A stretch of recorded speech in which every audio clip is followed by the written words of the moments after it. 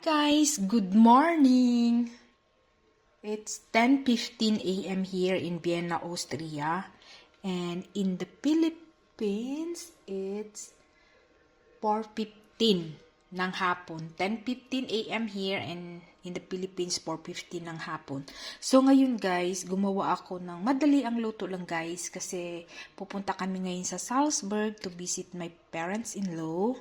So gumawa ako ng fried rice guys. But ang fried rice ko guys, loaded siya ng chicken bits. So first, naggawa ako ng chicken bits, of course. And then, nagluto ako ng sinaing kanin.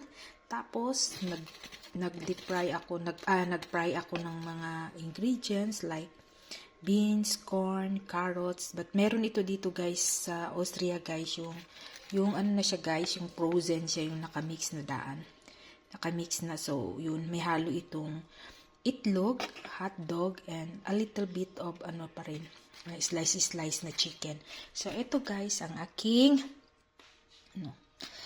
fried rice. Grabe guys, ang sarap niya guys. Loaded fried rice guys. Kain tayo guys. Babu!